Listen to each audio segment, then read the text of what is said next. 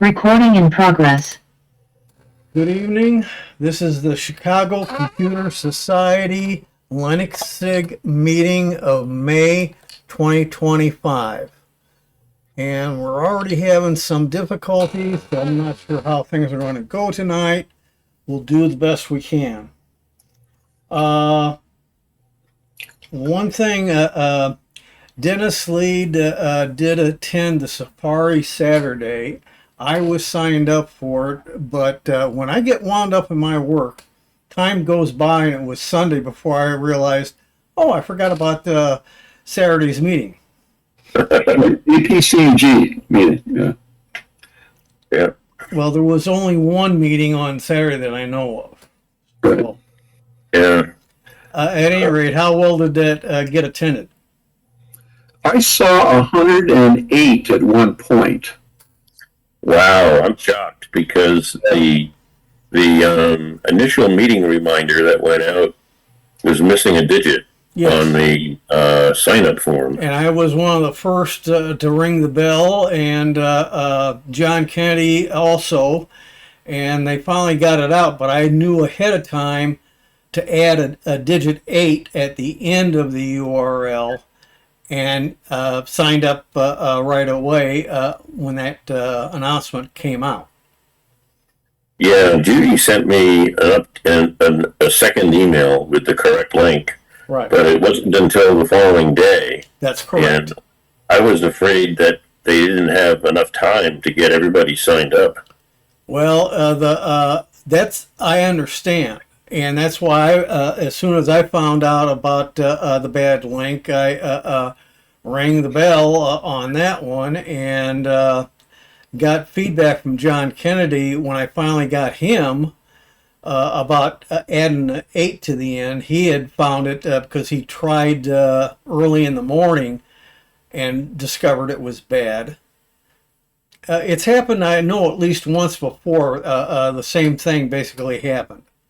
How can they drop a character at the end? How can that happen? Called copy paste. Do you know how that functions? Okay. Yeah. The web address was the URL to a Google form to register for the event. And when you clicked on the Google link, it went nowhere because it was missing the 8 at the end. Mm. And if you don't know how copy paste works, you need to look that up and start practicing, and you'll find out real quickly it's very easy to end up missing the first or last character. Mm. Well, anyway, I was able to give us a little publicity because at the end of the meeting, she asked for people to reply to her in chat about if they had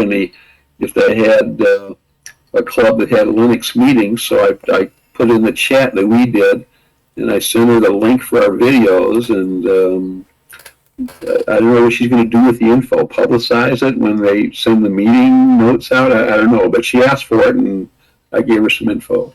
Well, she's probably going to be handing it out in the meeting notes so that all the attendees getting the information will know what other groups are having Linux meetings. Okay. Yeah. So we'll see how that goes too. You never know. The way I'm going to work things tonight and its content, and for probably at least the next 2 meetings. Tonight is somewhat beginners information type meeting, so bear with it for those of you who already have experience, and pipe in when you've got something to contribute. And what we're going to try and do is one of the videos that I'm going to try and play is going to allude to some changes. Well, a way of being able to have a beginner start playing with Linux and seeing how it works without screwing up their Windows 10 machine. And so next month, July, I will be doing one presentation that goes Windows to Linux, and then the following month I will do a Linux to support Windows 10 for those who cannot divorce themselves from 10 because of some of the software they are currently using, and they don't know what might be a usable substitute. So, and let me just throw out that at the APCUG with 108, they did advertise that as kind of a beginner's Linux, and that's a pretty high number for that. and I'm aware of that, and I wanted to be there. I wanted to record it, and didn't get anything. At any rate, that's water over the bridge. Can't do anything about it. I have right now, like I say, I've got a problem. I've got 3 recordings going to try and get one good one. I have a Linux machine that will not allow me to share. Why, I don't know. It's running fine, but suddenly it won't share the screen. And then I'm on a laptop that's a very low-end laptop, just doing paperwork that I do for meetings.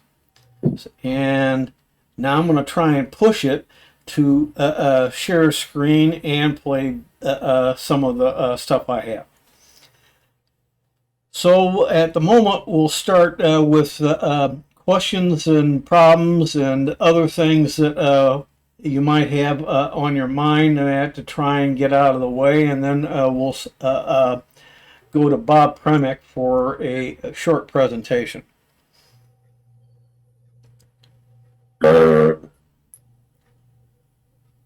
Yeah, I've got something that's interesting.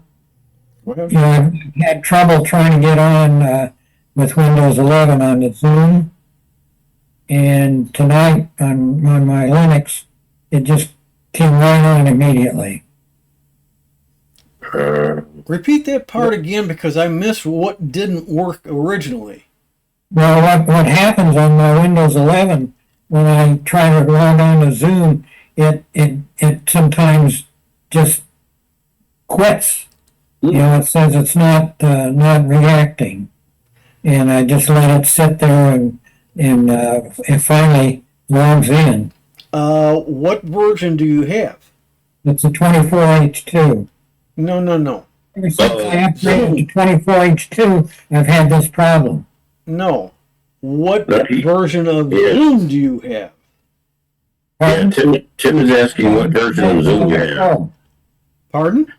Not your Windows, the version of Zoom itself. The latest version. It's been doing it on all the versions. What's the number?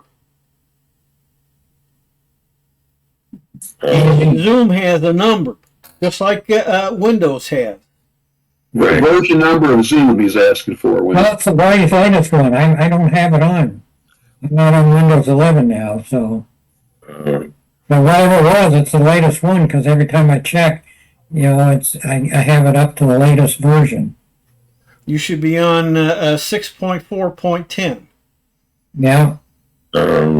My suggestion would be to do a clean uninstall and reinstall. I did. I did a new install. Well, I didn't do a total clean install. I did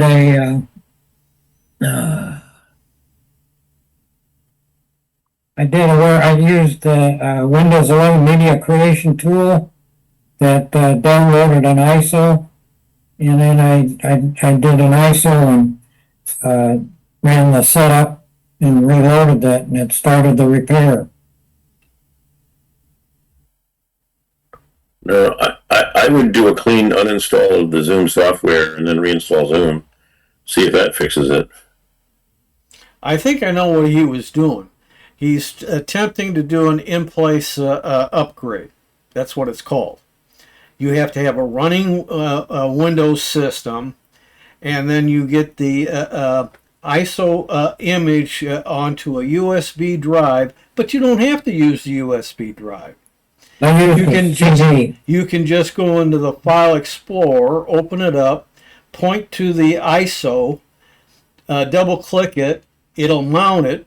You'll see the setup .exe program. You double click that, put in your administration rights, and you're doing the same thing that would happen with the USB stick with the latest Windows 11 on it. Yeah, I did that. That's what I used when I did a DVD. But the same thing.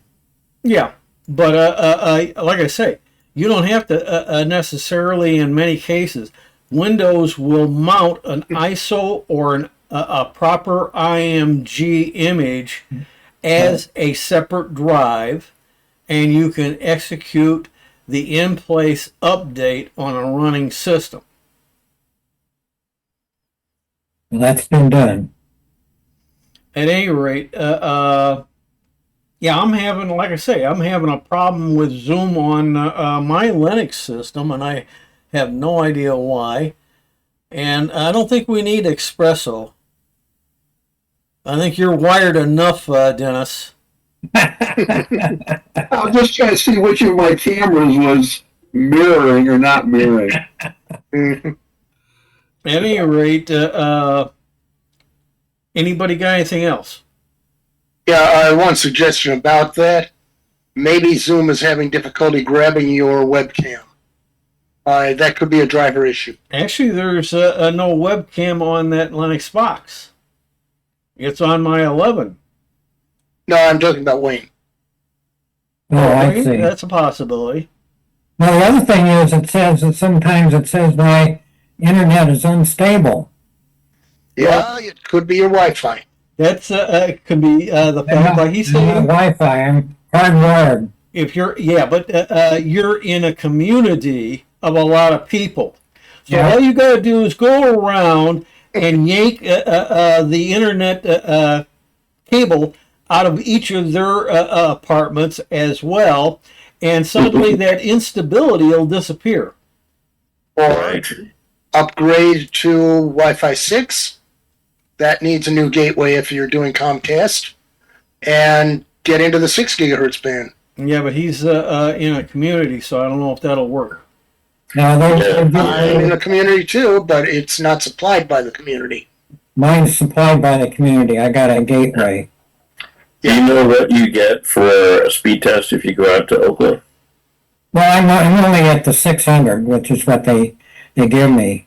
I was up to a 1 gig. It cost me $20 a month more, and that didn't make any difference. Yeah. 600 should be massive enough to do a Zoom call. Yeah, it's not a question of bandwidth. It's a question of how everything's wired throughout the community and how it is branched throughout the community. You may be at the end of a branch, and it's like having a party line on a phone. You're sharing the bandwidth. And your community routers could be throttling certain kinds of bandwidth, like video. This works like the old telephone system. They weren't private numbers. They were party lines, and you had 2-3 other neighbors in the neighborhood that were on the same line, but only one of you could use the phone at the same time. And there's also network management called quality of service and network slicing, both of which allocate resources according to particular types of traffic. Video is often given low priority if they think it's streaming. And as a comparative test, you can load the Zoom's available for iOS and Android, and you can get on the Zoom call with your phone and see if it behaves the same way as your desktop does. Yeah, and the only thing there is you're going to need a chunk of data capability on the phone. Well, no, I'm talking about having the phone connected to the same Wi-Fi that his computer is. Yeah. I don't have the problem with my Linux box. It's just with the Windows box. This with the Windows box, yeah. And it's hardwired, both of them. That kind of smacks of a driver, probably a video driver issue. Check for driver updates for your video. Well, usually that now, Wayne, in case you're not aware of it, though I've mentioned it many times in other meetings, go into Windows Update, check for updates. You go down the list, and it says Advanced Settings. You click on that, scroll down. The fifth item is Options, and that's where your drivers will be that it's trying to load in that you may not be taking in, and therefore you are having problems. Some of the drivers that come native with Windows have a date of 2006. Has anything in the world changed since 2006? Especially in computer technology. And I have had a constant battle with Windows Update where it downgrades my OEM graphics drivers. And they are no longer the Intel XE up-to-date drivers. They are drivers from 5 or 6 years ago. But you can also go in, there's an option to go in and say, on individual drivers, do not update. Because what you're trying to give me, I don't want. You And there's also You can lock those out. driver update. yeah. You can lock. You can Wait a lock out minute. what you want. Wait. You're using a third-party driver updater? Yes. That's bad. It can give you drivers that are generic and do not apply to your specific hardware. And not only that, but it's also a case where the third party sometimes try and push more advanced drivers than what your current hardware can handle and cause problems. So you can get both ends of the stick trying to hit the middle. And so you can end up with an older driver that's not good for your system. You can end up with one that's too advanced for your system. Yeah. I go to the manufacturer of the hardware. In this case, I have Intel graphics on both of my PCs. Yeah. So I go to the Intel Drivers and Update Assistant, which is very easy to use. It scans, and it tells me what actually works with my model. And it's not always the most up-to-date driver. In fact, it seldom is. So it's not the one IOBit would try to give me. It's not the one CCleaner keeps trying to foist on me. I've never used CCleaner Update. Its driver updates are similar in quality to what I would imagine IOBit is, although IOBit is much more comprehensive. Well, And it doesn't usually make mistakes, but it can. but I've also used OzLogic driver updates, and those are very good, but they can't always tell your model of hardware. Therefore, I can get what seems to be a bad driver. It's more advanced than what my system can handle. And then I got to back that out, and I got to lock that out and say, I don't want that driver anymore. Yeah, you do what's called a driver rollback in Device Manager, which is a pain. And for Windows Update, I even go into PowerShell to hide the driver updates, and you have to hide them by name because they don't have KB numbers. Well, I have done it a couple times, and I don't remember the details of how to do it. But bottom line, I can go into Windows, period. I can find the drivers and say, that one there, no more updates, period. And it will never update it again. I don't want to say no updates on my graphics because they do get updates from Intel or Asus. Yeah, but you can pull that in a different way through the manufacturer. What Right. this does is it stops Windows Update from giving you an update driver for that specific device. Good advice. So that's something to look up. Anybody else got anything? Not special that I can think of. All right, then let's get into Bob Primak's presentation, and then we'll cross our fingers from there. Actually, right before you start, I did put into the chat for the Windows 6 computer, for the Windows, not the Windows 6 computer, for the Windows 11 computer, I put in a link to the DOS client version of speed test, which eliminates the browser from the equation, and then you can see if the speed is equivalent to what you should be thinking that you're getting. Okay, let me display this. I'm collecting up something from chat, and then I'll be right with you, folks. Okay, that's done. And save. Okay, wait a minute. That may not be the right place.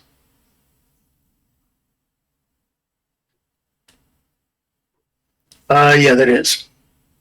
Okay, that goes down. That goes up. Okay, here I am. All right, let me see about sharing. If I don't rip my headphones right off my head. Okay. Here. Yeah. Full sized. Already got that. Goodbye. Share. Entire screen. Share. Everybody got it? Yep. Okay, slideshow. And let me see if the slideshow looks nice to me before I get into reading things off of notes. All right. Looks good. Slideshow from the first slide. Yeah. Okay. I've been talking to various groups about this. When I moved to Brookhaven from where I used to live, I was given some Comcast equipment, and it included a gateway they call the XB7, which does nice Wi-Fi. It does WPA2, it does Wi-Fi 5, and that's the most that my system was doing in both computers. I do know that my Intel NUC 11th gen has a card that is capable of Wi-Fi 6, and there is an upgrade to security called WPA3. It's not in widespread use yet. It's not well supported in Linux, but it is something I want to investigate. So I upgraded my gateway from the XB7 to the XB8. And I now am capable at the router end of doing 6 and 6E. 6E is the extended Wi-Fi 6, which goes up into the 6 gigahertz band. So our building, because of the way it was constructed, does transmit Wi-Fi and Bluetooth signals readily, making for a crowded 5 gigahertz spectrum, which also had me wondering, could I do better on 6 gigahertz? Or could I even do 6 gigahertz with Linux? Spoiler alert, no, you can't yet. I will have more on that just after this slideshow. I believe the best defense in such an environment is to use Wi-Fi channels not used by others, and to have better security than my neighbors. So there were some hardware changes I determined to make swiftly to make my online life easier. Or so I thought. Next slide. Hardware change number 1. Upgrade the gateway. And I have the XB8 now. XB8 is capable of Wi-Fi 6, 6E, 5 gigahertz, and 6 gigahertz with WPA3 encryption, and you can restrict it so it won't even do WPA2 if all of your devices are okay with that. It's also a good way to test whether or not Linux is actually using WPA3, because in Linux there is no definitive way of telling right now when you are using WPA3. It won't tell you in the command line directly. It won't tell you in the network interface. Eventually I'll break out from this slideshow and show you the network interface of Linux Mint. And I think I am going to stop this share and go into my other computer to do the share of showing you what this looks like in Mint, because I'm sure pretty much everybody wants to know about it. And of course, Zoom controls are not cooperating with me on that computer. There we go. I'll share this desktop. This is my Mint. And in Mint, you have this Wi-Fi icon. And in my case, let me get you guys out of the way. You'll be over here. And my Wi-Fi network manager shows I have 2 possible adapters. The Netgear I am not using in Linux because I want to stay with this computer in the 5 gigahertz band so as not to interfere with the other computer, which is able to do Wi-Fi 6. So anyway, I could actually turn off this Qualcomm Athros. That's an OEM card. It's an AC, not an AX, so it's not Wi-Fi 6. And it came with my computer. I tried to upgrade that to an Asus model, which uses a MediaTek chipset. And for a while, this worked with Linux, but I kept getting disconnects with Wi-Fi 6. And those disconnects, actually when I did WPA3, whenever I turned it on, I would get frequent disconnects. Very difficult to reconnect. That was obviously a driver or firmware issue, and I could not get that to work. So I salvaged the antenna from that, put back the OEM card, and everything was just fine. That was the point at which I figured I probably should start experimenting with dongles. Well, I'm getting ahead of myself, so let me stop sharing. One other thing I want to show. There are 2 kinds of things you'll be able to see. There's network settings in Mint. Now, on network settings, you have, I have PCI and USB Wi-Fi because of the dongle. For the network, you have network security, and that should actually be, see, it does not allow selection of WPA3. It isn't even listed. And that's why it says none here. There is another setting. There is another settings app or applet in Mint. And that is network connections. Network connections will have both of these connections. And here, Wi-Fi security has a drop-down that includes WPA3 personal. Or you could do transitional, which does WPA2 or 3, depending on whatever the router wants. So you can do it that way. And my other connection, which is for the dongle, is also set to WPA3 personal. Look at the warning. The connection contains some properties not supported by the editor. They will be cleared upon save. So how do I know whether this WPA3 setting is actually producing WPA3? Well, I can go into my router, which I did, through its web interface, and I can say to that router, stop allowing WPA2, just do WPA3 personal only. And I did not lose my Linux connection. So it was using WPA3. Wi-Fi 6 it probably was also using. And that is all that I needed to know that the dongle at least does WPA3, and the original card could do WPA3. WPA3 has been supported by hardware in Windows for quite a long time, but Wi-Fi 6E is only Windows 11, and I think only Pro. And it is something that is very recent.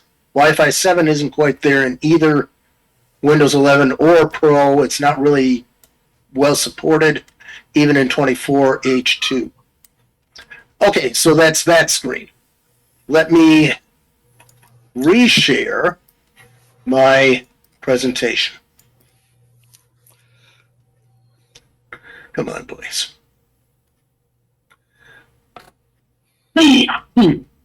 Okay, back to what I was doing. So hardware change number one was to upgrade the gateway. So now I had a gateway without these limitations. Let me minimize you guys and pull you over to this side. You can be over here. The gateway can handle Wi-Fi. That's not going to work either. Can I make you guys? Yeah, I can make you guys go away. So, this gateway can handle Wi-Fi 6, 6E, 5 gigahertz, and 6 gigahertz, and WPA3, and you can restrict each band to WPA3 only. The SB7 did not support WPA3. So, in Linux, kernels 5.5 and 0.15 and higher do support WPA3 encryption. For LMDE, this means Debian 12 Bookworm LMDE6 does support WPA3 encryption. It does not support the 6 gigahertz band. Windows 11 Pro does. So far as I know, Linux at the present time, without a special kernel and special drivers, will not get you up into the 6 gigahertz band. It just isn't there. Many of the command line tools in Linux give confusing information and just don't give you a straight answer about what you're using. Okay, so come on. There. All right. This one, I showed you that one. Hardware change number 2. Testing revealed that the Qualcomm Atheros Wi-Fi card, which came OEM, was going to be able to do 802.11ax, aka Wi-Fi 6/6E, but it wouldn't do 6 gigahertz. The motherboard in the tower is, and there are details about that in my slides, and its Wi-Fi card is PCIe 3.0 times 1. Now, there are some commands I think I probably should show you and what the output is, because this is how I identified the motherboard and other components. So I'll do a little stop share right now so that I can go back to here and share my screen and share my command line. Come on, share. And what I'm going to share is the command line. That should be visible now. So here I am in the command line, and let me pull up my notes because I don't remember all these commands. Change number 2. Okay, the first thing I did was identify the motherboard. And that is done with the following command. I'm just doing a copy-paste, but normally you would type these. Sudo DMI decode -T2. That's the same for all systems. And your password.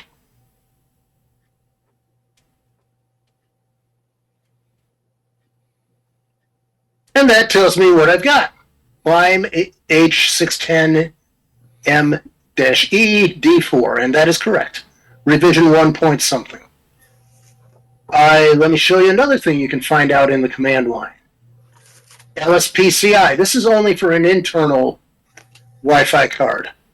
You will do LSPCI, which will show you all your PCI devices. And the one you're looking for is, excuse me, is network controller, Qualcomm, Atheros, and it says the model number, and it says what type of card it is, and it says it's wireless network adapter revision 32. And it also gives me a lot of other things about my interfaces with USB and external enclosures. Very important information for things like setting up trim. And then for the dongle, it's LSUSB. And here is that command. Now, normally you would want to run LSUSB as sudo, because it'll give you more information. So this tells me I have an Asus Tech thing on here. I have other things, but I have Netgear. This is the culprit here. It's on bus 2, device number 2, and it has an ID, and it's Netgear wireless device. That's my Wi-Fi dongle that I bought. I bought one for each computer, but I tested one first before buying the second one. The second one required a hub because that's what a NUC needs. Needs more ports, just like Tim the Toolman Taylor used to say on Home Improvement. More power. More ports in this case. So those are some common commands that are used to identify your hardware. While we're on commands, you may also need to identify the chipset your Wi-Fi device is using. And that's a special LSPCI command, which I am not going to try to enumerate for you, but it looks like this. This is a pipe, and it says grep I wireless, so that you're limiting the output of this. And it's looking for a particular type of wireless. And there it is, network controller Qualcomm Atheros. And that's the PCIe. And then there's another LSUSB for this, so that you can see what the dongle is. There you go. And it's Netgear, wireless device just as before. And then there's a hardware, list hardware, LSHW. And that command is a very useful one as well. In this case, it's -C, which again limits the output, and it goes network. And here's network wireless interface.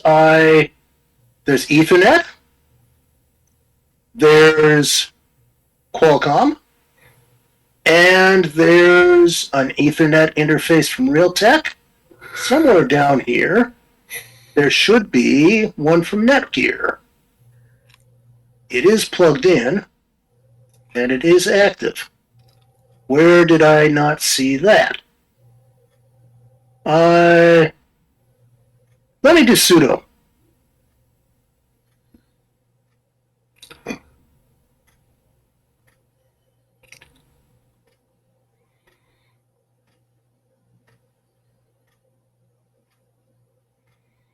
All right.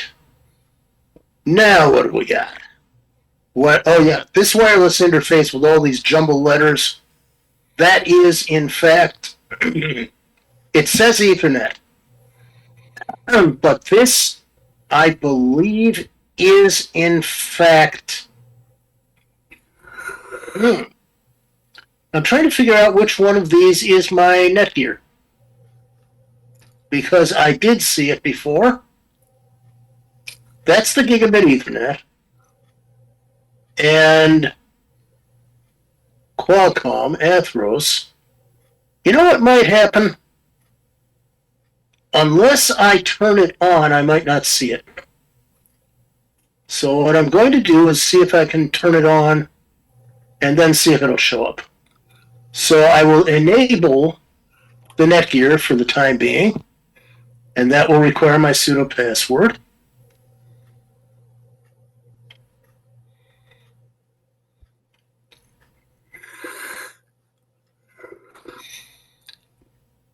And make sure it's enabled. Okay, Netgear connecting. Okay, that is now enabled, and let's see if there are any changes. All right, let's get you guys out of here. And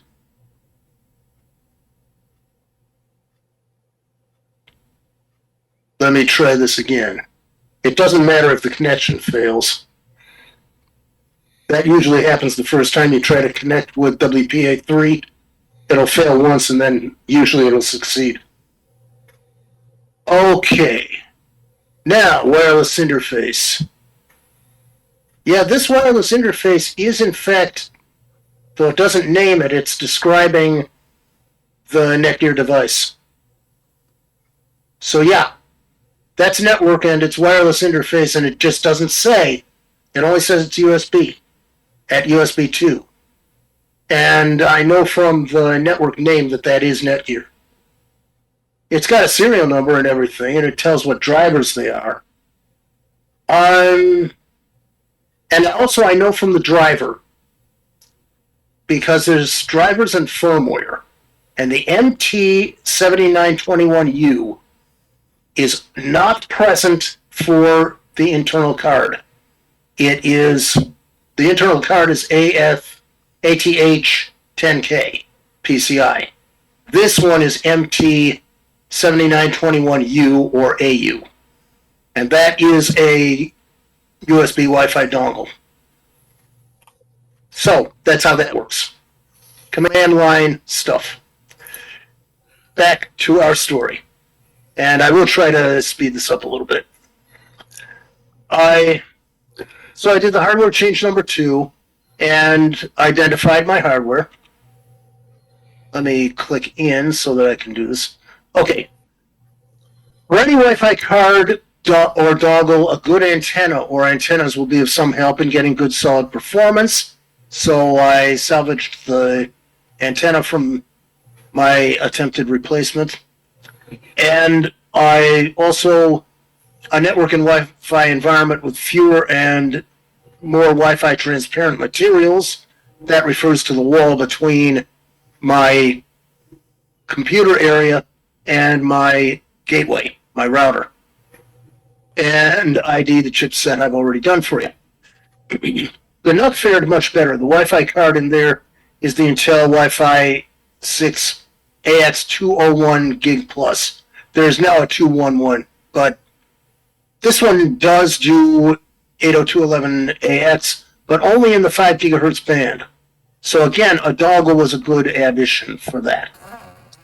And I can probably switch to show, and I'm probably being told I ought to wrap this up. CPU-Z for Linux also works very nicely. Thank you, Drew. There is a CPU-Z for Linux, and I have it.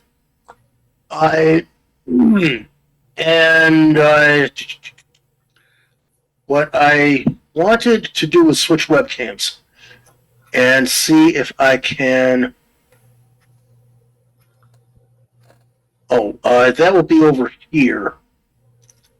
Let me bring on the camera and see if I can get myself onto that webcam over here and unblock. If I'm lucky, there we are. I'm going to unshare what I'm sharing now. Can I do that easily? Oops. Back. Let me escape this so that I have my Zoom controls. I am not sharing. That's what I'm not sharing. Okay. Come on. Share.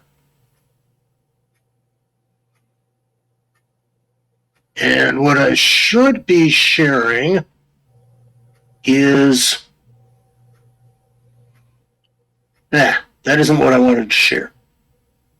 Okay. Let's stop that share and let me... what can I share here? I want to share the webcam. And I'm not sure just what I am going to be able to do. I'm going to share my whole screen. And as I do that, this is what I want to be able to pin. So, there. That ought to give a bigger view of it. And full screen. So there's the setup. And here's my Netgear dongle. It has a USB cable that goes back, in this case for the NUC, it goes back to a hub. And the hub has a webcam and it has the Wi-Fi. And I also have the USB, which could go in there if I needed. And it goes back to the computer. I have another hub that has more USB ports than this one. So that's the setup, and it's fairly similar for the tower. It just plugs into an open USB port, and my tower has a bazillion ports. So now let me unpin. All right. And bring you guys back down so I can start from current slide. So that's hardware change number 3. The Wi-Fi card I tried to change inside the power spec, but I was not able to get a stable USB. I was not able to get a stable Wi-Fi 6 connection in either LMDE6 or Mint 22.1. The Qualcomm Atheros card, which came with the power spec PC, I also have a reference for what that is. I updated the drivers and firmware, but that particular Asus card was not working. I never did figure out what went wrong. The Qualcomm card does work. So the hardware change number 4 was trying the USB dongle, which happens to be a Netgear Nighthawk AXE 3000. So it does all the Wi-Fi 6 tricks. And that's a Thunderbolt dock. So that's hardware change number 5 was the dock. Hardware change number 6 was testing the various cards. All worked well. And lack of 6 gigahertz. And then the final test was when I switched the router so that it would no longer accept WPA2, and I did not lose my Linux signal in either box, in either PC. So that does appear to have worked, and that's when I got the second dongle. Remember, one nice thing about a dongle is that it's not a permanent commitment. Any dongle which works with Linux can be used on any hardware which supports its features and throughput rates. So if Wi-Fi 7 ever comes along, if that can work through the same connections, I might be able to use a dongle for that as well. And that's the end of my presentation. Sorry about the length. Anybody got any questions or comments?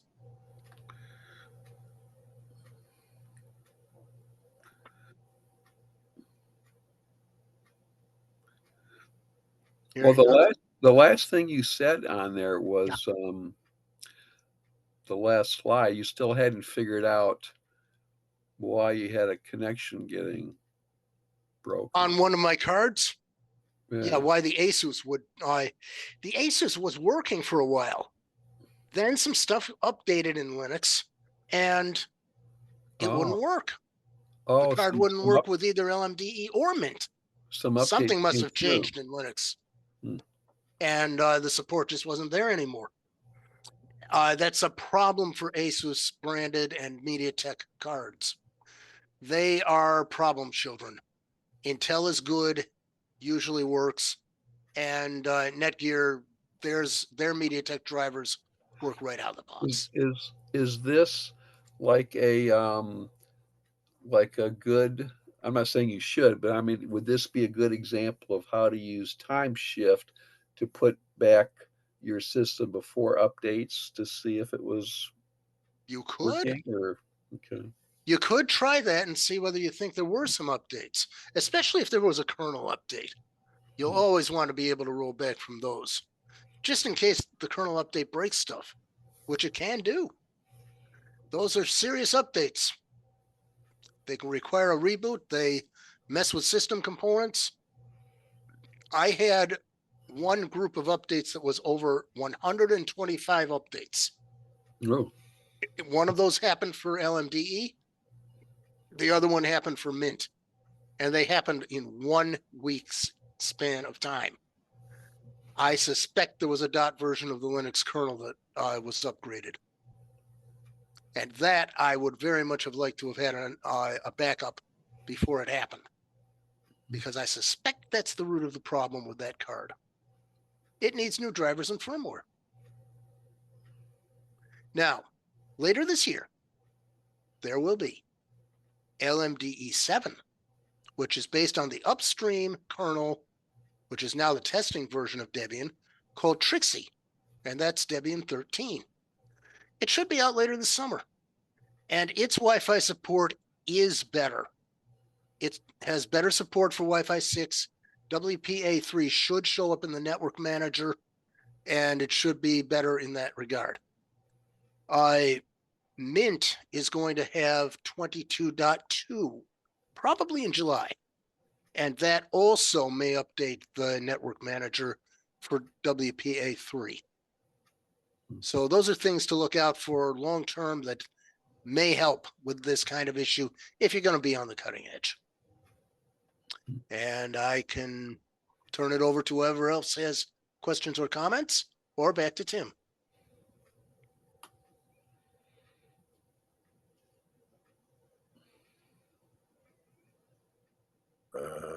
can't hear you, Tim.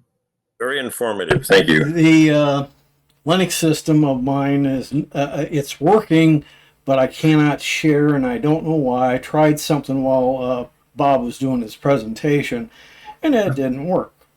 So I got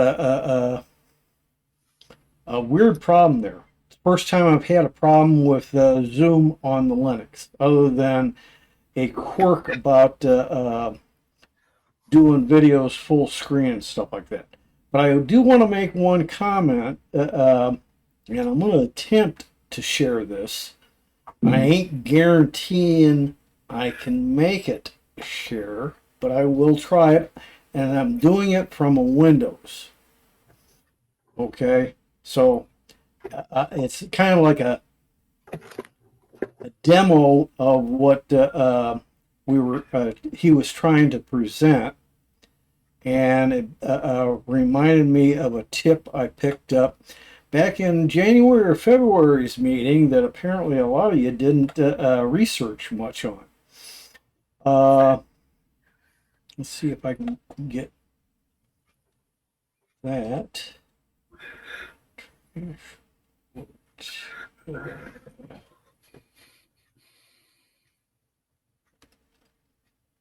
see here.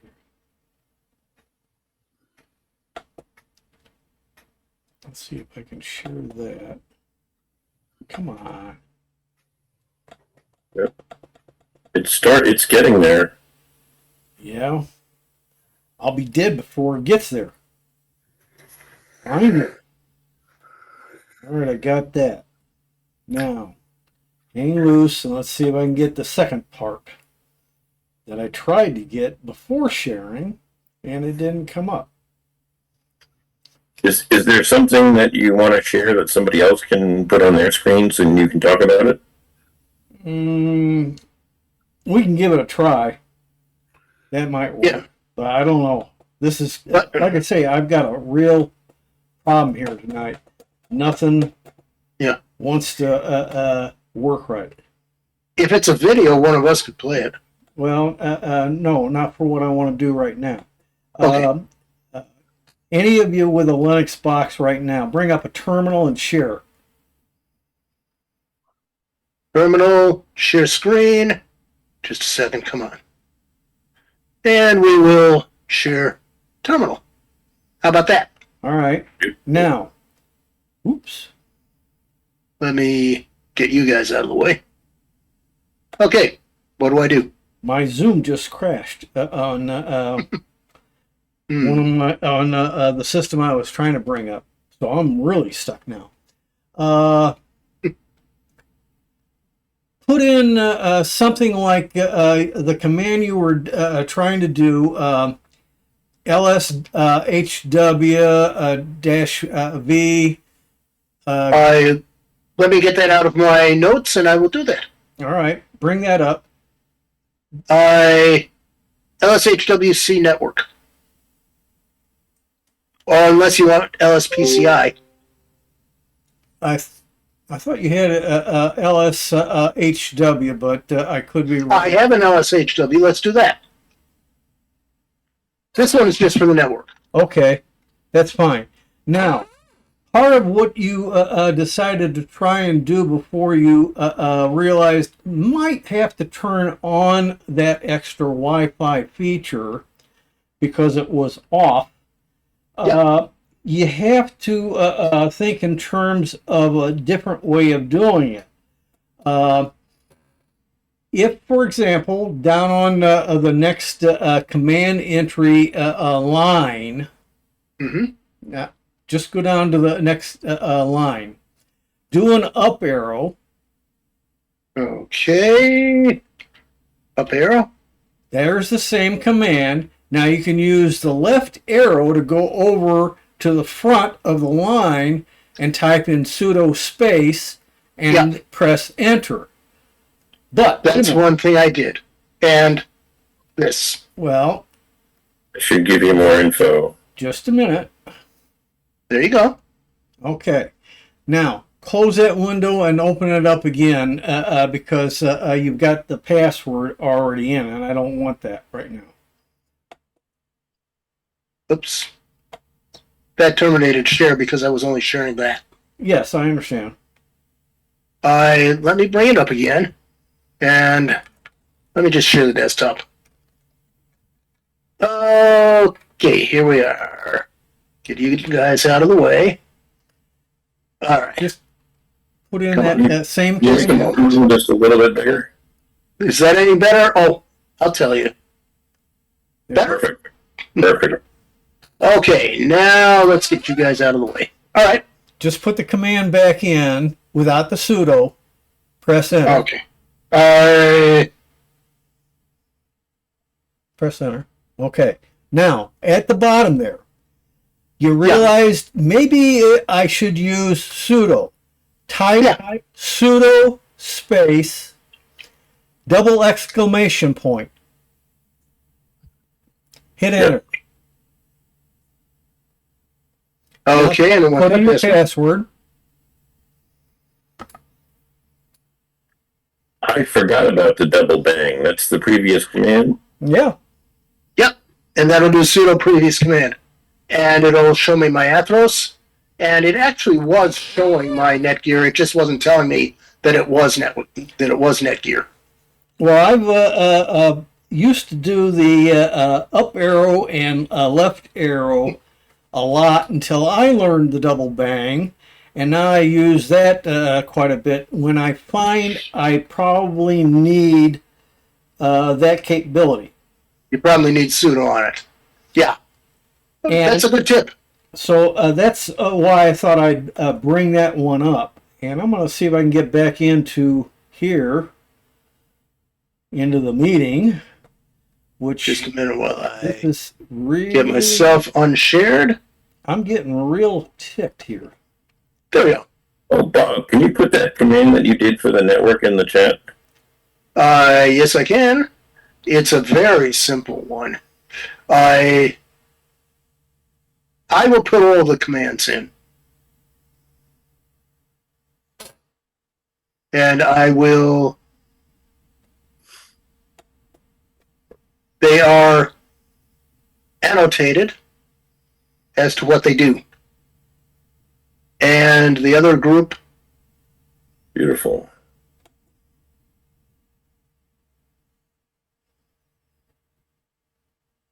these guys. All right. Perfect. Boy, That's what I did. That's what I showed you guys. By the way, my slides will be made available.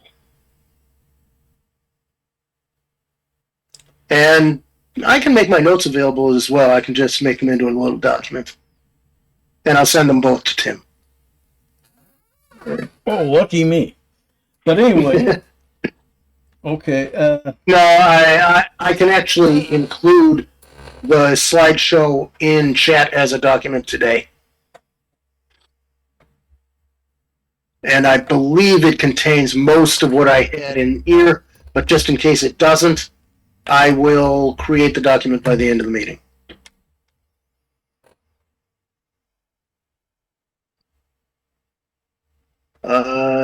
Boy, am I running out of luck.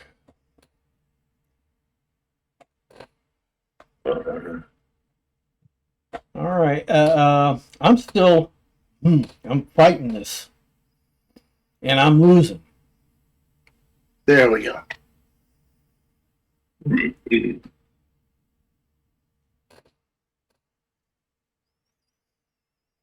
Zoom's giving me a headache today.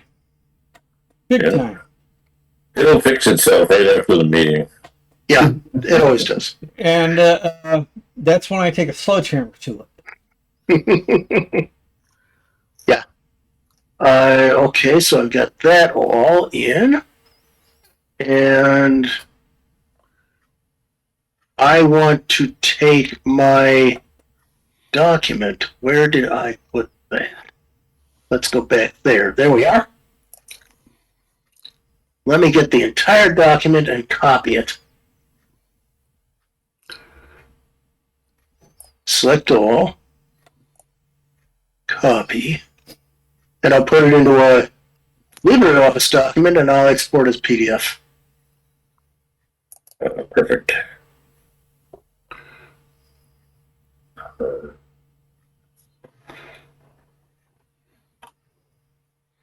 And I'm going to put that into my little folder.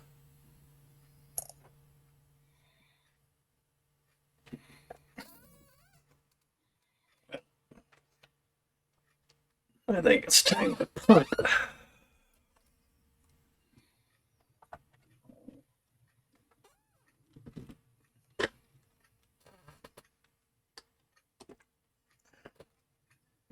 All right. Now.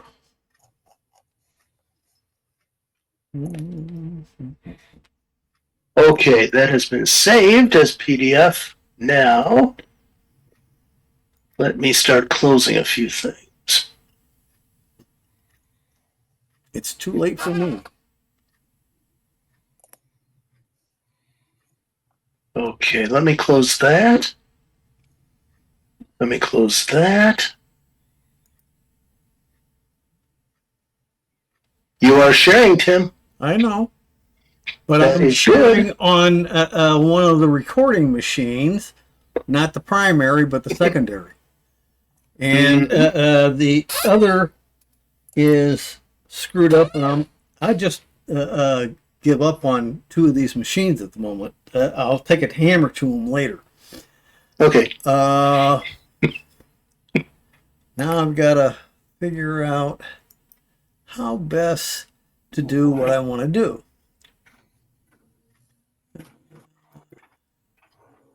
And if I get any part of this out, it's going to be something short of a miracle. Okay, now I'm ready to upload. Oh, you want to do what you want to do. Well, guess what? I got a perfect idea for you. You just went bye-bye. All right. Okay. Now, this is a first thing I have here. It's basically for Windows, but the majority of us have one or more Windows machines.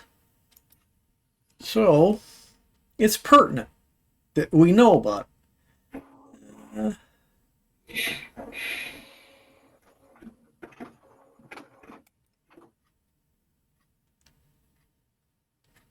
And this is an ad up front. Skip it. No, thank Don't you. forget to share the audio. Yeah, well, who needs the audio? Gee whiz, you're picky. This thing is doing anything it wants to do, but what I want.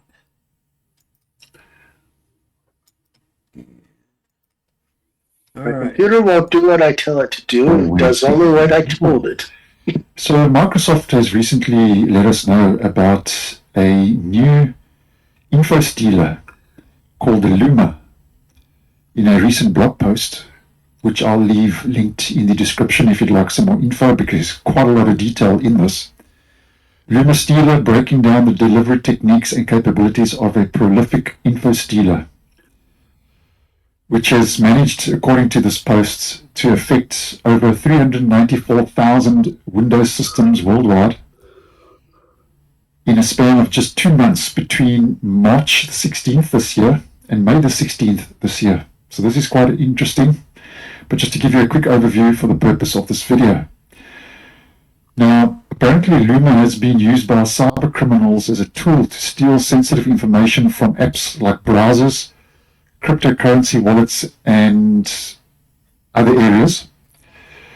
And Microsoft has mentioned in the actual blog post how Lumma has been distributed via various malicious campaigns, including phishing emails, malvertising, drive-by downloads on compromised websites, trojanized apps, and misleading fake captchas, and so on. Now, just to focus a little bit more on malvertising, what that is all about. Malvertising, according to Microsoft, is where threat actors inject fake advertisements into search engine results, targeting software-related queries such as Notepad++ download or Chrome update. Clicking these poisoned links leads users to cloned websites that closely mimic legitimate vendors, but instead deliver the Lumma stealer. So that's what malvertising is all about, in case you're unaware. And as I have mentioned previously on the channel in numerous videos, a big way to prevent this is to stay away from dodgy websites and make sure you're doing your downloading of browsers and the like from official websites for those actual browsers. I personally think that downloading from dodgy websites is one of the biggest reasons why people get infected with different malware and trojans and so on.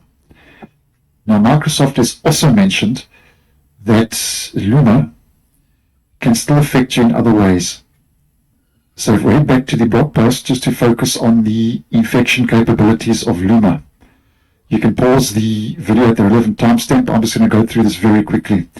They can be in browser credentials and cookies, cryptocurrency wallets and extensions, various apps, user documents, and system metadata. Now, if we just head over to a heat map provided by Microsoft, here we can see the worldwide effect that the Lumma stealer has. And red obviously signifies the most affected areas. So that would be the Eastern USA, Eastern South America. Europe is big time affected. So that would just give you an indication how widespread the Lumma stealer has impacted users globally in those different regions. Now, although this is a kind of a warning from Microsoft regarding the Lumma stealer, the good news is that Microsoft has mentioned from the blog post that Microsoft Defender, which comes bundled by default with Windows 10 and Windows 11, as you may well know, virus and threat protection, is now capable of detecting Lumma. So what I would suggest is just make sure that your Windows Defender, Microsoft Defender is up to date, which if you have updates enabled will be almost updated on a daily basis as an automatic security intelligence update anyway. And if we head back to that announcement, here we can see that Microsoft Defender Antivirus detects this threat as the following malware. Here's the list of what it will detect Lumma as. And you can just pause the video if you want to check this out more in depth. So I'm just putting this out there. I think as an average home user, you're going to be okay. I think this is affecting more corporations and enterprise businesses. But although it's a warning from Microsoft, so at the end of the day, if you practice good browsing habits, you stay away from dodgy websites, you keep your browsers fully patched and up to date, and you keep your Windows system and your Microsoft Defender fully up to date, I think you'll be covered. So thanks for watching, and I'll see you in the next one. Okay. Yeah, I don't know what that is, but I don't care either. Generally speaking, a little bit of research I did, Lumma started somewhere in 2022. I know of 3 other versions that existed. This may be a 4th version, but it's looking quite scary if you're in Europe or you are in the east half of the United States. It's not looking real good. Also down in the Brazil area. So it's something, if you got a Windows system, be aware of it. And like he said, keep everything up to date and you'll probably be just fine. But if you don't keep things up to date, that's a problem. And Chrome has had a recent, I think, 0-day posting of a new update for Chrome. But I'm also getting I used to use Chrome very heavily. Now I use mostly Edge and other browsers heavily. Chrome I haven't been using much. And when I have brought it up on some of my systems, it tells me, I don't think you should have the extensions you've got and you've used for decades, many of them on, as much as 50% of them. So they automatically turn them off. And they recommend removal of those extensions, regardless of what you think and need to do what you want to do with your system and your browser. So the end result is I've been saying, no, I'm going in to manage the extensions. I say I'm keeping each one of them individually. Then I have to turn them on individually. And they'll stay on for a while, but eventually, if I shut down the browser and bring it back up, it'll do the same thing again. So on a couple of my systems already, I have removed Chrome browser from my systems. And at the rate it's going, I may remove Chrome from all of my systems. I don't like them being so pushy as to turn things off and recommend removal of something without giving me justification. So far, all they're telling me is they are not monitoring these, so get rid of them. And that behavior be turned off? I haven't found a way of doing it. If you find a way, let us know. All I know is I got fed up with it and I said, bye-bye. And I took out Revo and said, get rid of this junk. I've got plenty of other browsers. They don't give me this kind of headache. Even if they use the same Chrome Web Store to install the exact same apps on like Edge or Chromium or some other Chromium-based browser, none of them are saying a thing. It's just Chrome itself is saying, I want to govern what you are using. And I say, no, thank you. That's like Microsoft doing a lot of the same things in Windows. Fine. Now, let's see if I can continue on here. This is going to drive me up a wall.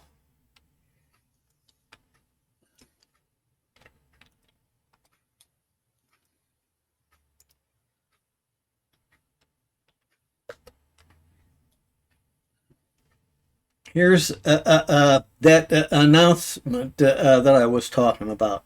The update for Chromium fixed serious actively exploited vulnerability. So if you don't keep your stuff up to snuff, you're inviting potential bad luck, and if they detect the weakness, they may be able to exploit it, depending on the condition of your other security systems. Windows Defender, they say, if it's up to date, you should be okay. But if you're using other software such as Avast, AVG, whatever, you end up hoping they can do as good a job. But keeping the browser itself up to date is quite important. Now, let's see here.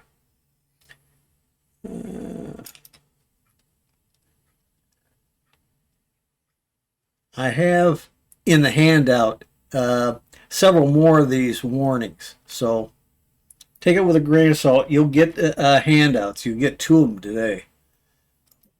I'm being generous. Actually, one of them I wanted to hand out. Oops. It didn't copy. We're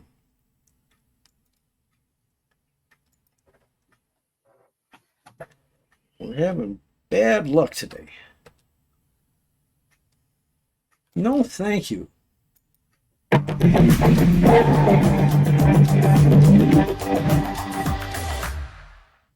Do you think this camera will cover up my friend's overpowering cologne? Impossible. Do you mind paying? All I have are nickels. Not at all.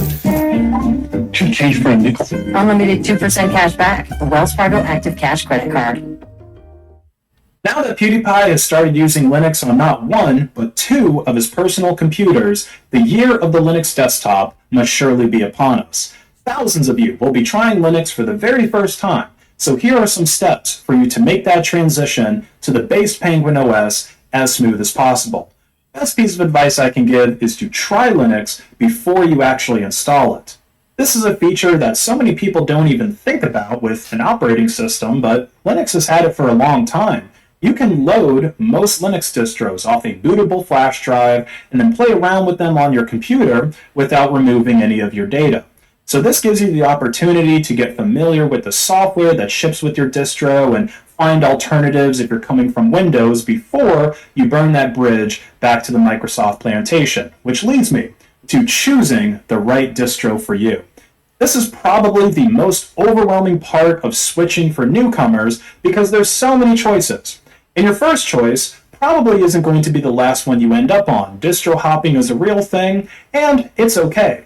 But Linux Mint is a great starting point if you're switching from Windows. A big reason is because Mint is considered a just works distro. You can install it and start using it with no problems 99% of the time. But the biggest factor here for Windows users is that the Cinnamon desktop environment is laid out very similarly to Explorer.exe or whatever Microsoft is calling the Windows desktop these days. And there's even themes for Cinnamon to make it look exactly like the Windows 10 or 11 taskbars, start menus, icons, and so on.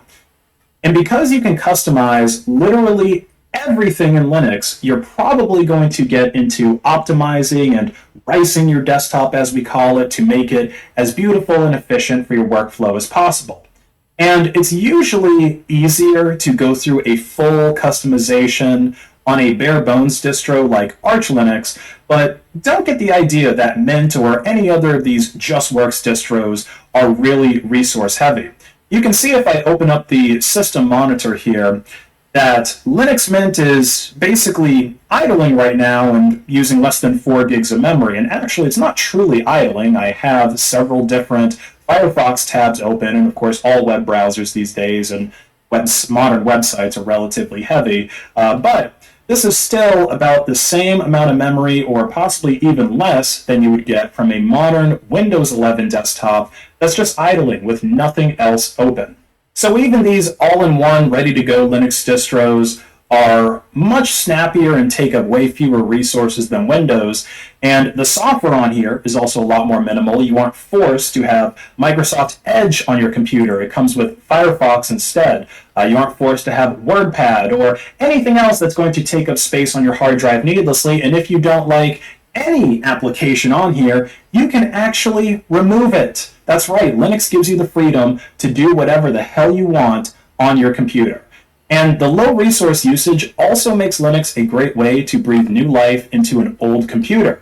Like if you have a laptop from the Windows 7 or even the Windows 10 laptop that couldn't be upgraded to Windows 11 for whatever reason, maybe it didn't support the right TPM modules, and so you went off and bought a new PC. Well, you can throw Linux on that old computer and try it out. Hopefully, you're able to try it out and be satisfied with it before the return time is up for your new computer. So, let me show you how you can actually get started with using Linux.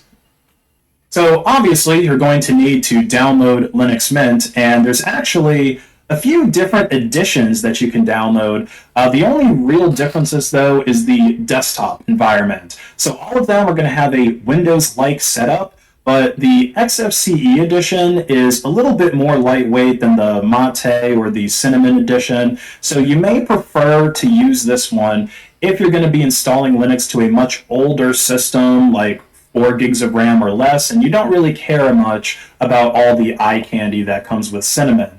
But if you're used to the bloat of Windows and I guess the eye candy that comes with it, then Cinnamon is definitely the right one for you. And the other piece of this equation is Rufus, which lets you create bootable USB drives the easy way, just like the website says. So once you have this downloaded, you're going to want to run rufus.exe.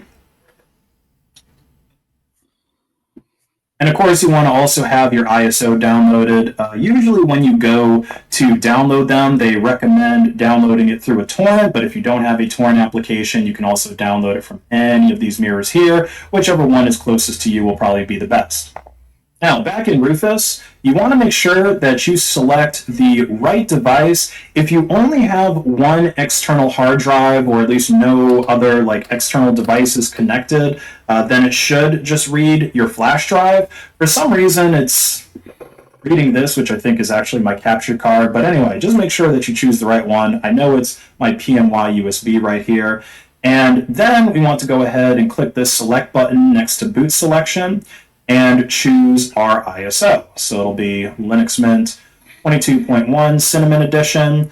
And this part is actually pretty important. You need to make sure you choose the right partition scheme. So if you're installing to a newer computer, and by newer, I mean probably newer than Windows 7. So if it came with Windows 8, Windows 10, Windows 11, GPT is going to be the partition scheme you want to use. If it's an older computer, so Windows 7 or older, then you're probably going to want to use MBR so that everything boots and is compatible with your firmware. And the volume label, you can change this here if you want. One other thing that you may want to change is the persistent partition size. So, like I said, you can use Linux off of a live USB, but if you set persistence, you can actually save data and new applications you install to that USB. Okay, without it, the way that a live system works is you can install new apps, you can download things, make documents or whatever, but all of that new stuff is going to get removed from the flash drive when you reboot. So if you want to do an extensive trial of Linux from the flash drive, go ahead and set yourself some persistence here. And once everything is set properly, we can go ahead and start. This process is going to take a couple of minutes, so feel free to get yourself a coffee while you wait. Okay, now we're ready to give Linux a test drive, but first we need to switch the boot configuration in our device's firmware. So normally the way people do that is when you restart the computer and it's first powering on, like when you see the splash screen, you press one of your function keys, usually F2, and then that brings you into your UEFI or BIOS menu. But on Windows, there's potentially a more reliable way to do that if your computer starts up really, really quickly. So, first thing you want to do is open up your Start menu and search for Recovery Options. And that's going to open you up to the system recovery screen here. And you want to click the restart button next to advanced startup. If you're a busy professional that's trying to supplement your income with day trading, stop and watch every second of this video. My name's Tom Hurd, and I've been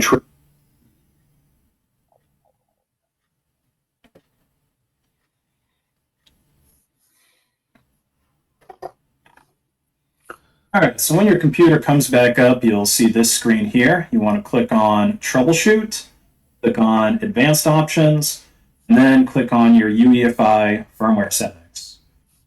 Click Restart.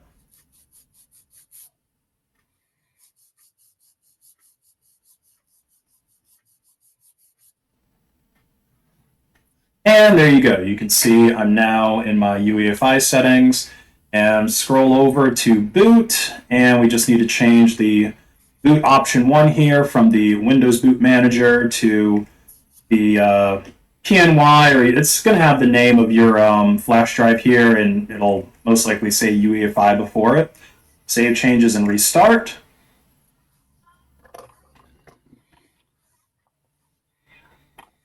And boom, now we are using Linux. And check this out. Check out how quickly Linux Mint boots up compared to Windows 11. And also keep in mind that this is loading Linux Mint off of a flash drive instead of an internal NVMe drive. So it would be even quicker if we were booting, like if this is actually installed to the internal drive and you're loading it off of there. I think this is even maybe a USB 2 drive. Oh no, it is a USB 3. All right, here we go. Our desktop is started up now. All right, I just had to make some quick changes so that you could actually see my desktop because I had 2 displays connected, so this way everything is being captured by the capture card correctly. Yeah, this is the Linux desktop. So we go into our, like, I guess you could call it the start menu here. We can... Okay, now, I'm not going to play the rest of this one here, mostly because things are running way behind. I've got more to show you. Part of the reason for this and several of the other videos is as you talk to other people who are Windows users and are stuck on 10, this is information you can provide them on how to get going. I want to bring up in this video here versus one of the other videos coming that he did not set up persistent storage on the drive he created. That means it's just like using Etcher. Etcher doesn't know how to set up persistence. So what does that mean? When you boot off the drive and you're brand new, you've never done Linux before, you see it and you start getting information about how to do things, you want to connect to the internet. If your machine is connected via Ethernet cable, no problem. If you got to connect via Wi-Fi, you have to set Wi-Fi up, so you have to find instructions how to do that. But it's going to completely forget any changes you make as soon as you shut down the Linux and do whatever else you want to do on the computer and when the next time you boot up off that flash drive with Linux, it'll be exactly like the first time it came up. It has no changes that you made unless you have persistence storage. That depends upon the drive you set up. What I do with smaller drives like 16 gigabytes, I will install it with no persistence. Then I look at it with disks that's in Linux or other operating systems have their programs like Windows does. see how much space it's taken up and how much space is unused.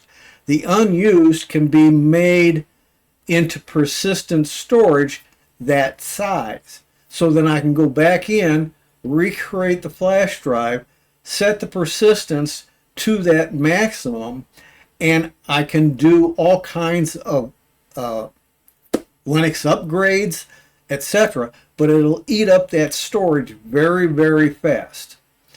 So I usually will try and ignore as many of the updates that Linux says need to be updated. And that way I keep the Wi-Fi settings, if I got to use it, only with Wi-Fi. And go on there with other changes, and I can see those changes every time I reboot the computer onto that flash drive. Now, I do have alternatives to the flash drive method. So what I'm going to do here is go to the next video I've got, I hope.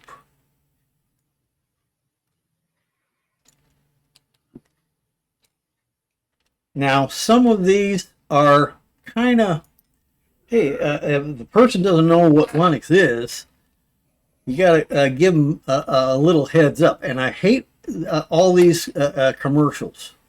$53,000 in a single month as an affiliate marketer without... There are a lot of videos on YouTube about why you should switch from Windows or macOS over to Linux, especially with the absolute state Microsoft is pushing Windows towards. While these videos are certainly helpful for understanding why you'd want to use Linux in the first place, I figured I'd give some advice on how to make the switch. Not in terms of installing the OS, but rather the things I feel that new users should know. So the first thing you should know is that Linux is not a standalone operating system. When you switch to Linux, the thing you can install on your computer is a Linux distro. So what is a distro? Well, there are a bunch of things that make up an operating system, and in the case of Linux, a distro is basically a default selection of those things that work well together. However, most distros are standardized to some extent. For example, most distros use grub for the bootloader. Now, a question most beginners ask is, what distro should I use? It depends, but if I had to give a concrete answer, Linux Mint. Not because it's objectively the best or because it's my favorite, but having used it in the past, I can confidently say it's stable, easy to use, lightweight, and generally doesn't have compatibility issues. There's also Zorin OS if you want something that looks a bit more modern and polished, and both of these are based on Ubuntu. The second point kind of ties into the first point, and that is Linux is not Windows. Well, duh, obviously. What I mean by this is Linux doesn't function the same way Windows does. For instance, Windows uses the NTFS file system. Although Linux can read and write to NTFS drives, the main file systems would be things like ext4, ButterFS, and XFS. If you don't know what any of this means, don't worry. However, I'd argue the most significant difference, and probably the one that really matters, is how software is installed on Linux, which is usually done through a package manager, rather than downloading a file from your browser. Most package managers are command line tools. However, many beginner-friendly distros like Linux Mint and Zorin OS have a GUI program where you can install software, kind of like an app store. Speaking of software, the third thing you should consider is the software that you use. Not all programs run on Linux. Say something, I'm giving up on you. I know, heartbreaking. This includes popular tools like Adobe Creative Cloud and Microsoft Office. So if you absolutely need to run Windows in some capacity, then I suggest dual booting, which is where you run Windows and Linux on the same computer. You run Linux most of the time, and only run Windows when you need to. There are other solutions, such as using Wine and running VMs, but they have their own problems. But if these programs are just nice to have, rather than essential, then I would encourage you to look into software that does natively run on Linux, especially FOSS software, because a lot of those programs are designed for Linux first, and then ported to Windows and macOS later. In my case, I was using quite a lot of free software on Windows, so I didn't have to learn a whole new workflow. And in general, quite a lot of software is natively supported on Linux, And of course, you also have web apps, which I don't really like, but they are a viable option and a lot of people are already using them. And since they run in the browser, the OS is sort of irrelevant. The fourth thing I would recommend is taking the fact you use Linux into consideration. For example, when you buy new hardware. I'm not talking about devices which are basically plug and play like a USB mouse or a basic pair of speakers. I'm talking about things like printers, where drivers can be finicky. If you're looking for a printer, I would recommend the Brother HL1210W. Besides running very well on Linux, it's just a great printer overall. Likewise, if you're building a PC and you're buying a Bluetooth adapter, Wi-Fi adapter, network card, look up how well they play with Linux. I should also clarify that if any hardware or software isn't supported on Linux, it's usually not the fault of Linux, but rather the fault of the company choosing not to support Linux, especially if it's proprietary. So you sort of need this mindset of, if they don't support Linux, I don't support them. You know, you wouldn't buy an iPhone case for your Android phone and then complain that it doesn't fit. The fifth thing I would suggest is don't fear the terminal. Although the terminal might seem daunting at first, I'd encourage you to at least learn the basics of it. And the reason is because you may need to use the terminal for troubleshooting, and it's helpful to know the gist of the command you're running. Plus, when you become good at the terminal, it's often faster to use it for certain tasks. For example, you can install multiple programs with just one command. The sixth thing I'd recommend is, before you install Linux, and even while you use Linux, have backups. Even if you're a Windows or Mac user, you should be making backups. Things can and do go wrong. It's not unique to Linux, that's just how computers are. Sometimes an update can break something. Sometimes you can delete or mess something up because of human error. And sometimes you can lose data because of hardware failure. However, by keeping backups of important data, you significantly reduce the risk. Some distros like Linux Mint come with a tool called Timeshift. It can be used to back up your files, but it's more of a system restore tool. Also, keep a Linux Live USB on hand, because if you know what you did wrong, you can actually fix the problem within that live environment. Let's say you mess up your fstab file. And the final point is just about Linux gaming. Of course, not everyone plays video games, which is why I left this point until the very end. There's a misconception that you simply cannot play video games on Linux, but I've demonstrated on this channel that it just isn't the case. In fact, I've even pushed Linux gaming to its limits by running games on netbooks, cheap hardware, and even on ARM devices. So the fact that Linux can't game at all just isn't true. Now, it's true that not all games run on Linux. However, a lot of popular games are natively supported. And because of tools like Valve Proton, Lutris, and the Heroic Games Launcher, a lot of Windows-only games run on Linux about as well as they run on Windows. The main limitation with Linux gaming is with anti-cheat software. Games like Valorant and Fortnite, for instance, just will not work. However, things have gotten better, and I've gotten games like Dead by Daylight and Apex Legends to run on Linux. So that's it for today. I hope you enjoyed. I hope this advice was useful. Okay. And this is brings up several points of how Linux is different for those who don't know what Linux really is. And they have to be told this stuff. The next one is similar.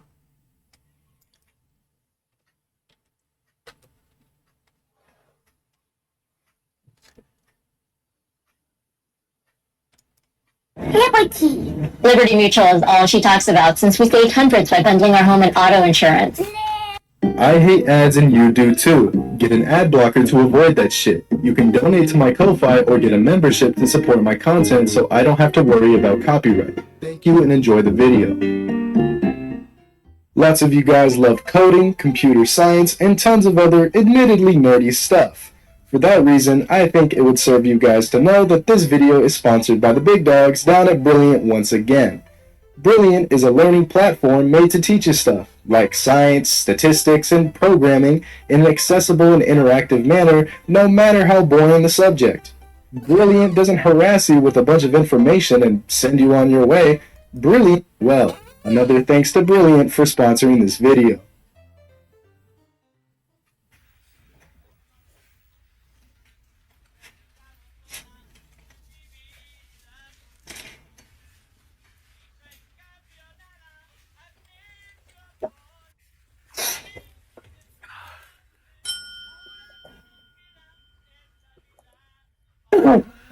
Please, no, God, please, no.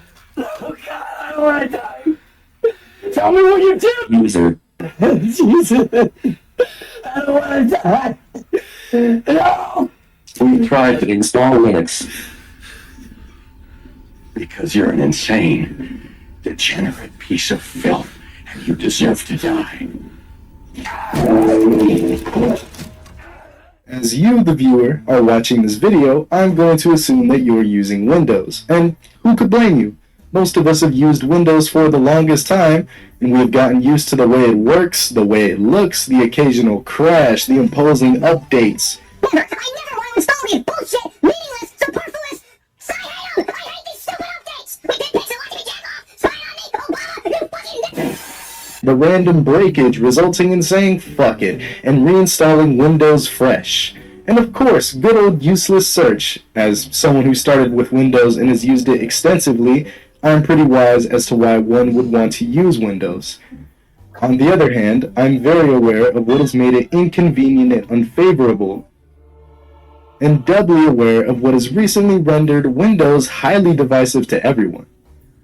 As a result of metric fuck tons of recent complaints regarding Windows 11, including concerns about Windows continually proving to its users that it in fact doesn't give a shit about their privacy, nor their choice in matters as trivial as setting up a local account, disabling any and all telemetry, or configuring something like your taskbar with any level of complexity higher than a tricoplex, requiring elaborate workarounds to customize your system outside of the boundaries that Daddy Microsoft allows.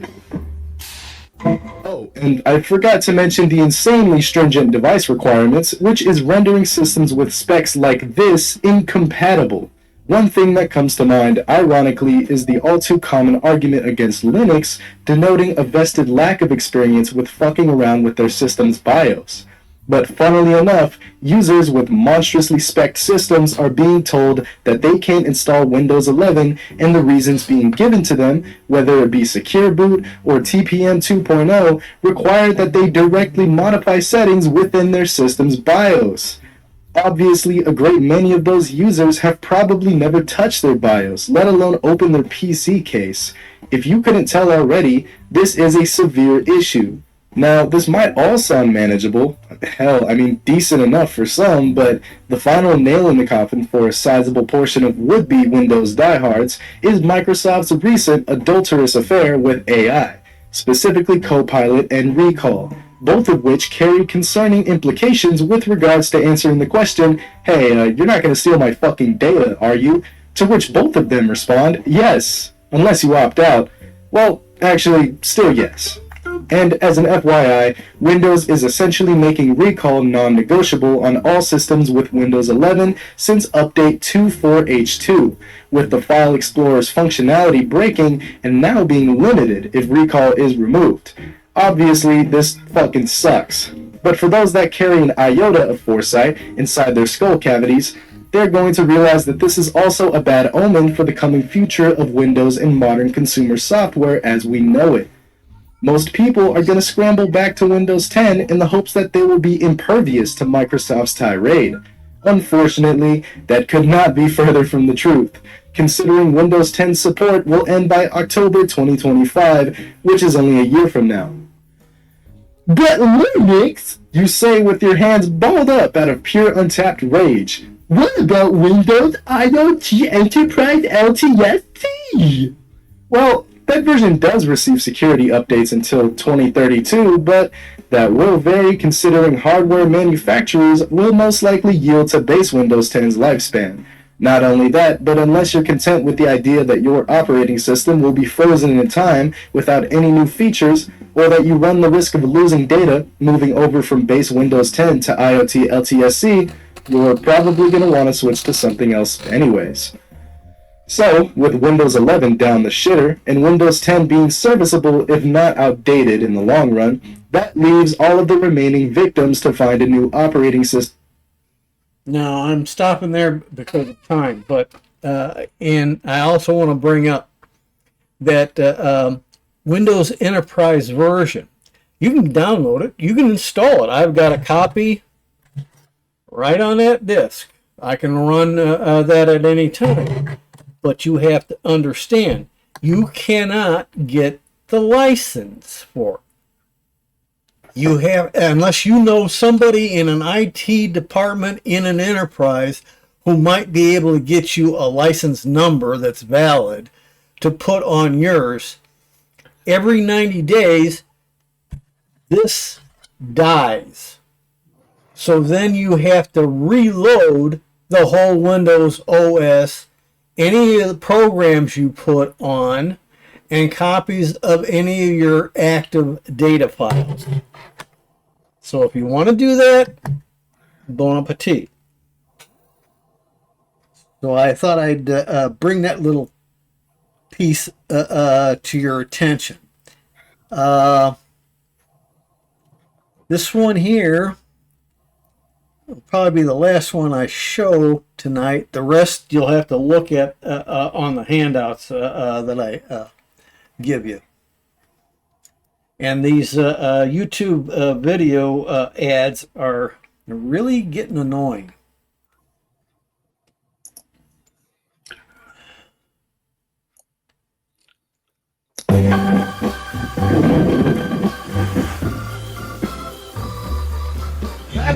If you want to get rid of YouTube ads, what platform do you want to get rid of them on? This happens to be Windows 11. Welcome to another video from explainingcomputers.com. This time, we're going to look at different ways of running Linux in a virtual machine in Windows. This can be useful for lots of different reasons, including if you're a Windows 10 user who wants to evaluate Linux as your future operating system.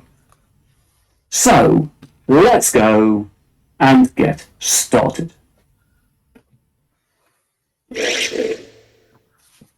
Right, here we are running Windows 10, although everything in this video will also work in Windows 11.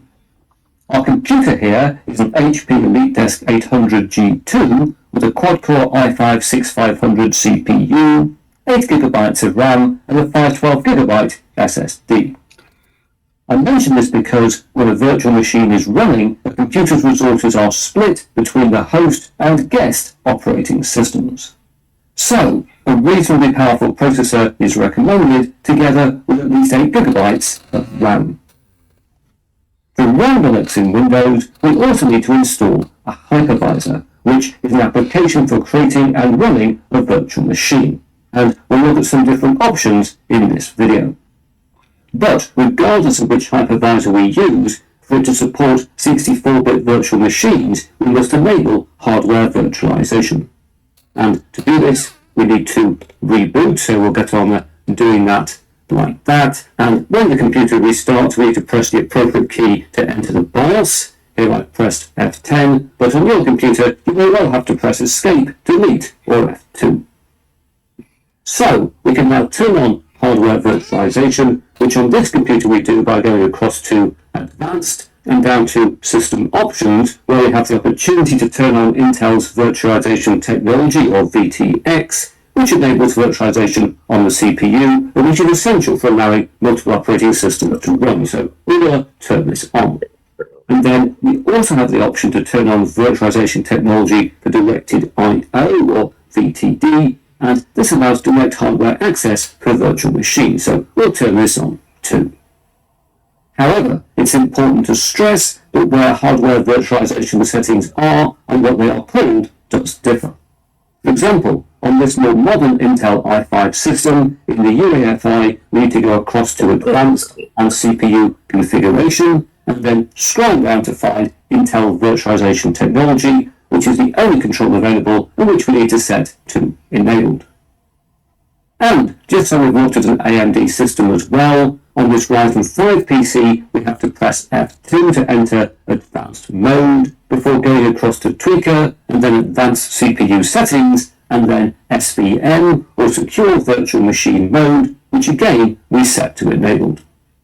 And so, one of your challenges in setting up a virtual machine is finding where the hardware virtualization setting is and what it's called in your BIOS. Anyway, back here on our test system, let's flip back to main like that, and go down to Save Changes and Exit like that, and we'll select Yes, and our computer will now boot back into Windows.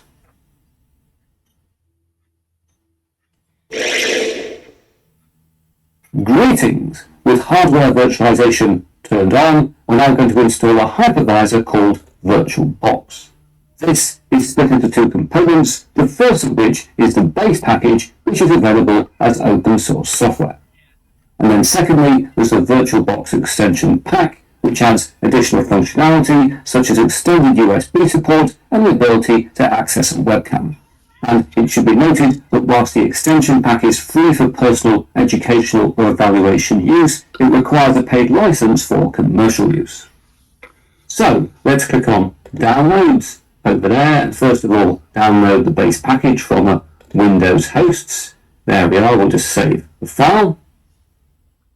And if we now scroll down a little bit as well, we can find the extension pack, one link for all platforms. We'll download that as well. And if we now minimize our browser and look in the downloads folder, we can see that in theory we can now get on with the installation. However, depending on how your system is already configured, a couple of other things may also need to be installed. And here we're on a pretty clean Windows 10 system, just so I can show you the kinds of errors that might come up and how to fix them. So let's start up by running the installer. Yes, Windows, we want to do it. And straight away we get this error message. It needs to have a Microsoft C++ package installed first, and so we'll click on OK and finish off that, because obviously we can't finish there. We know it's failed, do not panic. We will go back to the web if I can press the right button. There we are, and on this page we can get the file it requires, which is down there, and of course I'll link to this page in the video description. So let's download the right version, the 64-bit version down there, and we'll save that file. There we go. Let's run it from here. Why not? We'll agree to the license terms and install. And there we are. That was set up successfully. So once again, we'll try and run the VirtualBox installer. And this time it seems to be happy, so we'll click on Next. And we will take the defaults. And then we now get this message to say we'll get temporarily disconnected from the internet. I think we can cope with that, so we'll click on Yes. And oh look, we have our second anticipated problem. We're missing some Python core dependencies. So we will cancel the installation again. We want to proceed, no. We want to cancel, yes we do, and finish. And once again, we will go back to the web, where I've got the Python files we need over here. We will download Python from there and save that. And then we'll execute that file and install now. There we go. Once again, things were successful, but we can't continue because we now need to go to a command line. Because we only do this in Linux, we'll need to enter this command and execute. And in theory, we should now be okay. So let's have a third go at running the VirtualBox installer. Here we are again. And this time, hopefully, things will be okay. We know about network interfaces. That one is all right. And here we've now got further. I don't mind most of these, but I do not want to have anything in the quick launch bar, so we'll get rid of. Okay, again, due to time, I'm going to cut that short. This is an older version, and a lot of older versions from time to time I play with and get disappointed every time. Number 2, it has changed a lot, and a lot of things are somewhat easier. Number 3, he doesn't tell you this, but I already know a big secret of this process here. He's running from the system administrator account, not a standard account. And so you never see any prompts saying I gotta have permission, yes or no. And at the same time too, in a standard account, you'd have to type in the administrator's password. Number 3, there's a third package he doesn't mention, And I have over the years seen some people who knew about the third package but can't figure out where to find that package and be able to install it. The newest version is much cleaner, much simpler. Python is a problem, but I've already figured all this stuff out. My intentions are next month I will do a Windows 10 machine, installing a VirtualBox and everything to make it run and the problems that you run into. Once it's up and running, how to do a simple, easy install of Linux Mint 22.1. And once that's all done, the following month I'm going to try and do a Linux Mint 22.1 with a VirtualBox running Windows 10 on it. And why? Because a lot of people say, I can't get off of Windows. I got programs that just will not run in Linux. They think they can get away with not learning something new, which is an impossibility. And some of them, like one of the previous videos said, they're already using a lot of freeware that came from the Linux world to begin with. So they already know how to use the same piece of software on a Linux box. So I'm giving them a possible avenue of having, instead of playing with Wine and what it can and cannot do for Windows programs, here's 10 inside a VirtualBox. You can have your software installed there, run just the software that requires Windows 10 until you can figure out new software that's Linux based and how to do the same basic job with the Linux software and divorce yourself one at a time of all the window dependent programs you can't live without. In the South Side group, I'm going to try and be bringing in Chromebooks into the mix as well. And we'll see how well we can do there. I find I'm rusty since I haven't used a Chromebook in a couple years. And so I got to get back into playing with that. So if you got any other ideas, let me know. Send me an email. I'm going to put in the chat box my handouts. Okay, if I can bring it up. Let's try that again. But keep in mind, other people that might have enough curiosity that you can give them some of this information, not the second handout, and give them, shall we say, a leg up. Because the other thing that the neophyte's going to need is help. We got APCUG Linux group. We have this Linux group. There are some others around the country. These people need to be enlightened to these other user groups because that's where they can get help and answer questions problems that they are running into and get solutions. Without that, a person who doesn't know anything about Linux isn't going to touch it with a 10-foot pole. And they, a lot of them, they may not be able to afford a Windows 11 computer. So if food on the table, prescription drugs, etc., are their primary things, along with utilities and a roof over their head, everything else slides. And if there ain't enough disposable income, they're not going to spend the bucks. besides what they hear about 11 that they don't like compared to 10. Right. So I'm waiting on a call back from a woman who wants me to convert 3 of her old computers to Linux Ubuntu. One of the tricks that I've discovered that after having done one already, is that the user will invariably say, "Oh, geez, I was using this program on Windows. What do I do? I need it."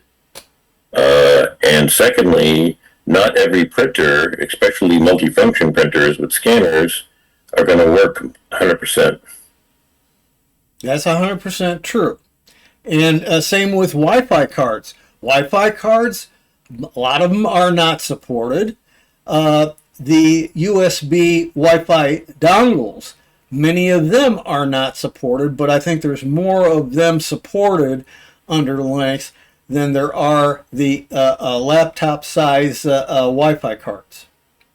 Also, when you have a dongle, you are making less of an investment and less of a commitment. And so you can try different ones. That's right. But it's a case where if you can give them information from your own knowledge base, that's a big leg up for them. They're going to get otherwise frustrated very fast and say, "Who are you on this?" Yeah.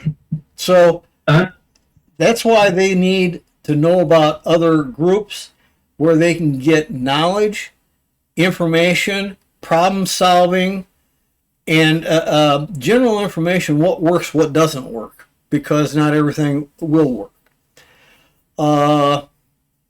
So that's why I'm putting this together. This is, in a matter of speaking, the general series for most of this year for those who are on 10 who don't think they have an alternative way out of their situation.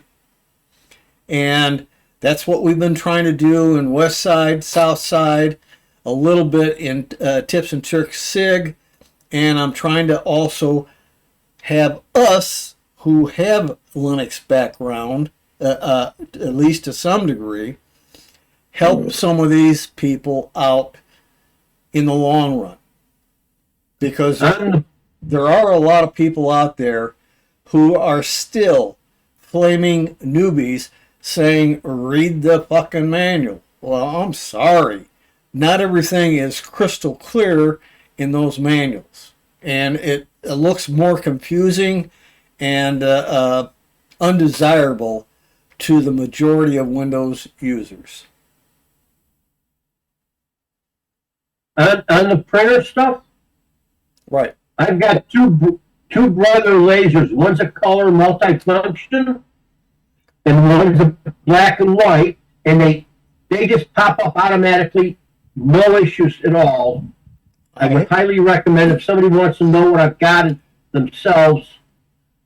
I've got a half a year old now. I got 2 brothers myself. They're both black and white, flatbed scanning, and they. I also have 2 HP color printers, all lasers, and they were working. Except that one of them I had to shut down to do a cleaning, and I'll get, hopefully before I pass away, putting that one back into service. The other one was Dell brand name, but it was somebody else's actual printer. I can't remember the manufacturer. And then I have an old HP 2000 black and white laser, and I can even make it work. So I've got 5 lasers I have had working under Linux. Yeah, I've heard that Brother has good Linux drivers. Yes, they do the best support. Did perfectly well with Epson. I've had 3 Epson printers that work. HP seems to be doing pretty good. I ran into a woman the other day that had a Linux machine with a printer scanner plugged in directly with the USB cable, and the second one that was on Wi-Fi. and for some reason her Linux machine was able to scan and print to the Wi-Fi printer, but not the one directly connected to the machine. That's because there's no interface driver like under Windows for a USB connected device. All mine are Ethernet connected except one that I set up for Wi-Fi. That's why they all work. And the updates for those machines comes in a different manner, whereas under Windows, USB devices should be disconnected before doing an update, because sometimes you get screwed up drivers that mess up your printer operation. In addition, you have a lot of things that it's very difficult for most of the people to comprehend, and the jargon also bothers them. They have to be encouraged when they go to a meeting to be able to say, hey, can you clarify this a little bit? Can you explain it a better way that I can understand? Should be encouraged, because that way they can pick up gradually the jargon. But to satisfy their need now, they've got to be encouraged to talk up and ask for simplification of anything that's brought up. Has everybody gotten all the downloads in the chat? The two downloads. Okay, you might want to do a save of the chat, because I don't think we're going to put anything else in. And then I think, was it you that mentioned about being annoyed by the YouTube ads? Oh, YouTube ads have gotten obnoxious as heck, and I have now. Normally tonight I would have only been on the Linux box playing the stuff, and it doesn't happen there as bad. But on this, I'm using 11 as my backstop. On Windows 11, Android and iOS, and Mac OS, there's a browser called DuckDuckGo that has a built-in video player that plays YouTube without ads. I was saying no to that because I hadn't used that before, and I was using the DuckDuckGo browser. The other option is there's a program out there called FreeTube that's available on Linux and also on Windows. Okay. That also skips advertising. That's good to know too. But really, I am trying to impress on the. We've got to help out in any of the CCS groups, and other groups are picking up on it, such as the Saturday Safari by APCUG, and some other groups are starting to pick up on the fact we've got to give the Windows 10 users that aren't moving to 11 some options other than continuing to use 10 after October 2025. If we don't give them some good options, and for a lot of the people that are at these meetings, they're seniors. A great option is a Chromebook, because most of them are not using that much in the way of software outside of doing their emails, browsing through a browser, and shopping through a browser. Beyond that, they're not doing all that much stuff. They're winding down. Pretty much all of my senior citizen customers are on Chromebooks now. Yeah. And they're simple to use, but everybody keeps downplaying them since 2012. I remember it all. I've got machines that go back that far, and they're on Linux at the moment. I have a customer that's has vision problems. She can't see very well. She really appreciates having the 16-inch Chromebook screen and a touchscreen and a backlit keyboard. It's if you're going to recommend somebody for a Chromebook, recommend them with a touchscreen and a backlit keyboard. Those are the two things above. There's other things that matter, but those two are important for people that are seniors. That's true. That's very true. So we got to keep all this in mind. We got to spread the knowledge as much as we can on our own. Unless you are a person that's a hermit or an old caveman that never comes out of his cave, you got to know some people. And one thing that I'm doing, working on publishing to the web, is a list of my favorite and useful Linux commands. Like I'm going to take some of the commands that Bob Primak gave us tonight. Like there was that ls something to show the hardware. You got PC. You can reference my documents. I posted them to chat. Okay. And I will. Okay. I got to download those before the meeting ends. There are two of my documents in chat.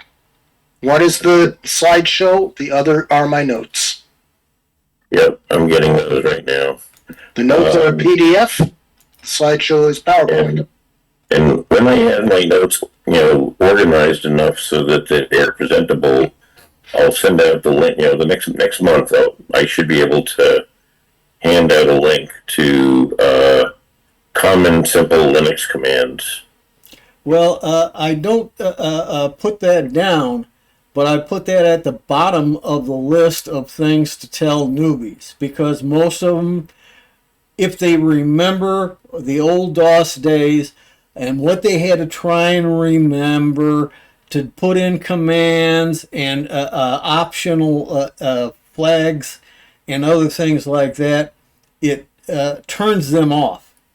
So we got to try and minimize discussing and using the command line in any way, shape, or form until they get their feet under them on a Linux. Then gradually bring in the terminal.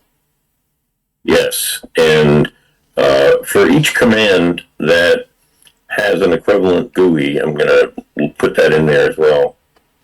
Well, I have a bunch of, in January or February, I at least brought up in the presentations about aliases. I have a bunch of aliases. And today, to upgrade that Linux system, I could have used the visual way of updating it. There were a lot. And it still wants to update two others, but I let them go because we were getting into the meeting. The other situation, however, I instead, when I know I'm going to have a lot of updating, I bring up a terminal, I put in an alias of mine, and it goes through the whole litany a whole lot faster than it does in the graphical updater. Right. And it's complete. And I have it set up so that it not only does update, upgrade, auto clean, auto remove, and runs the update again so that it's up to date with what is new compared to what I now have on my system.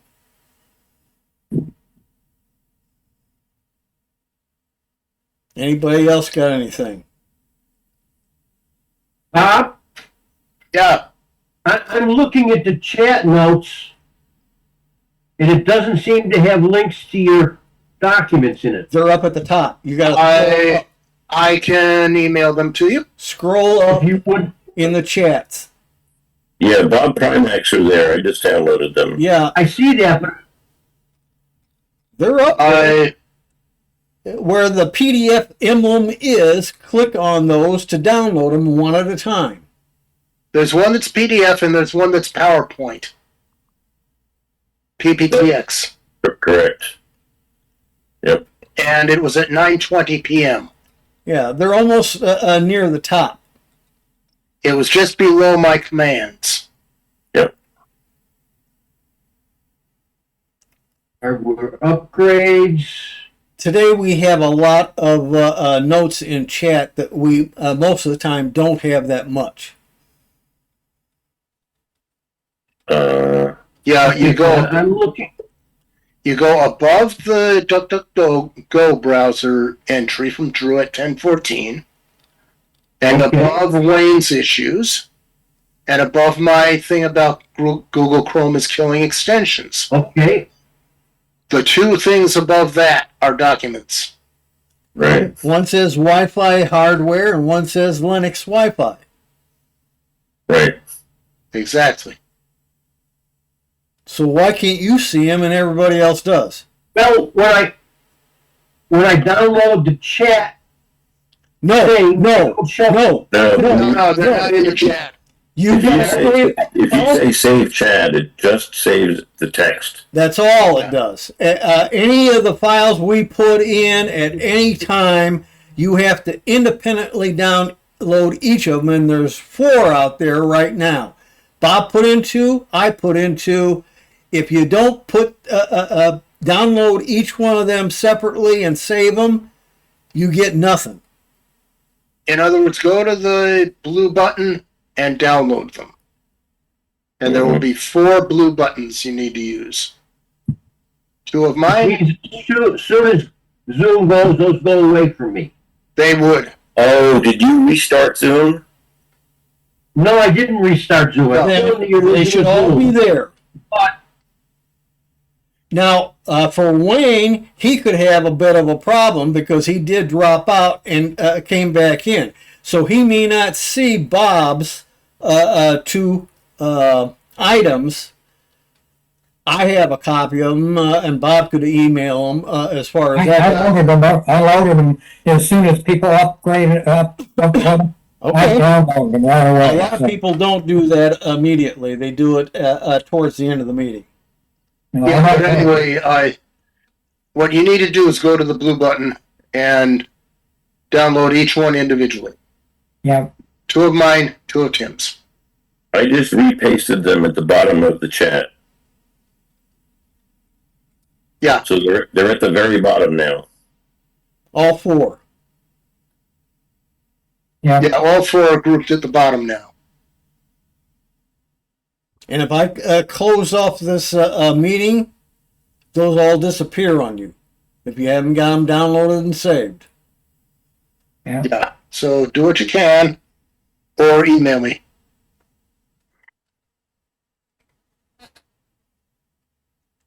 This is standard for any Zoom meeting.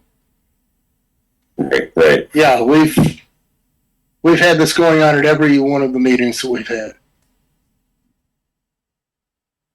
And it doesn't matter whether it's a Windows meeting, a Linux meeting, a Mac meeting. Zoom, this is the way it works, period. Yep. Now, if you come to the meeting late, any postings of any kind that were made before you logged in, you won't see them. They won't be there. The hell And you can store them wherever you want to put them. Usually they'll default to your doc folder. They'll be in a special Zoom folder, most likely. Mine go to download. That could also happen. It depends on how you're set up. Yeah. Yeah. And then I'm in charge of posting publications to my website from my user group.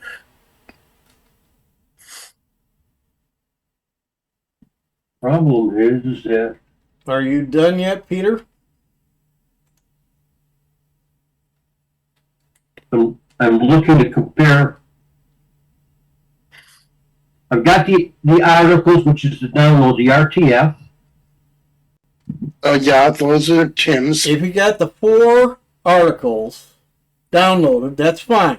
Now, okay, so now I have a PDF. I think I have them all now. Now You have a PDF and a PowerPoint, PPTX. Now you have to go up to the top, and there's 3 horizontal dots on the chat.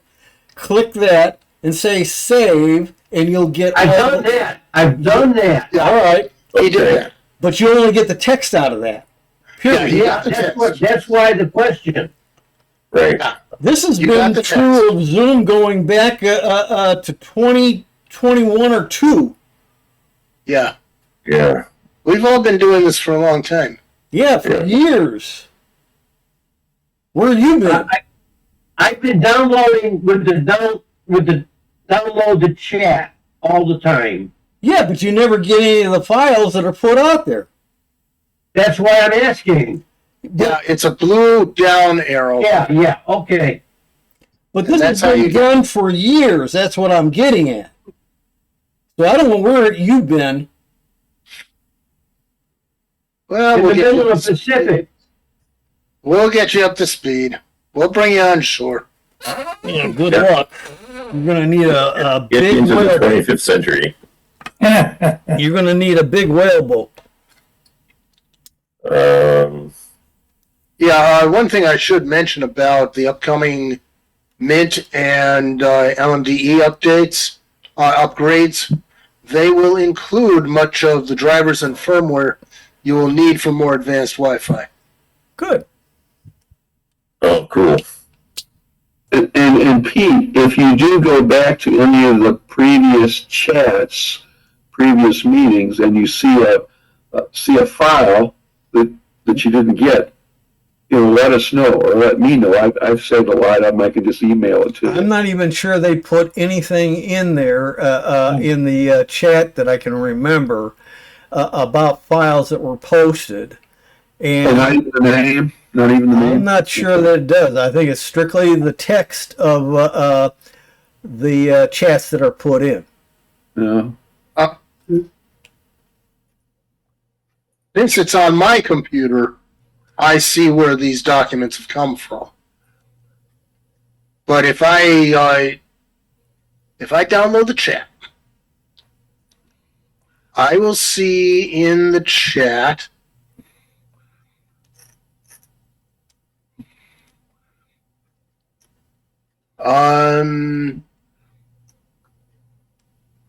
I'm thinking probably, for some reason, my chat doesn't, when I download it, it doesn't update. No, it won't until I kill the meeting. No, what I'm saying is, I download the chat and normally it does update to the latest. It isn't downloading anymore. So there's something going on with my Zoom. Well, here's a trick. If you would go to the Zoom website and you install it with a .exe file or an MSI file, they have both of them. And if you install the MSI file, it does not auto-update. If you install the exe file, it auto-updates. No, that isn't what I'm running into.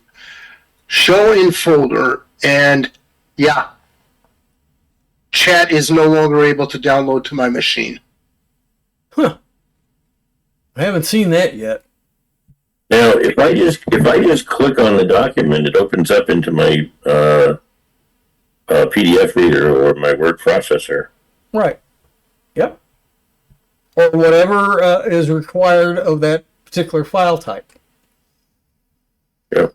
Yeah, I can confirm what you said, Tim. When I open up my meeting chat to read it, it doesn't even list the file names that were there. That's correct. It will not.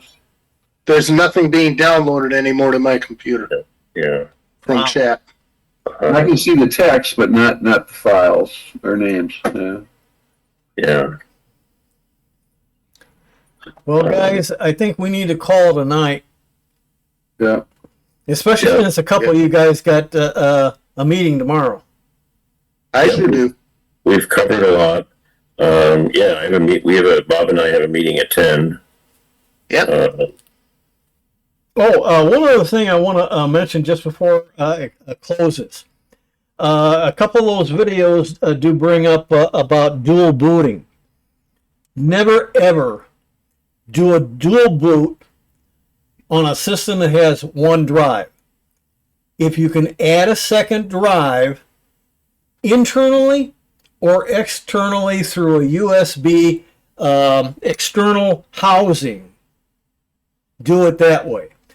If you have for people on Windows 10, if they're still using a spinning hard drive, They need help in understanding where to buy an SSD and get it installed in their system. I've done it through remote to have a person that is non-techie install SSDs in place of hard drives. It's not that bad. Mm. Those are the last words. So help people out on trying to get some more Linux people, more people interested in Linux, or at least the Chromebook. Well, we covered a lot tonight, so. Yeah. Well, now that second handout I did, that's from back in March. I expected to hand that one out and didn't. It's all on cron and stuff like that. Okay. That's more for people with some advanced knowledge, not for a neophyte that doesn't even know what the hell Linux is. All right, everybody have a good night. See you at some next CCS meeting.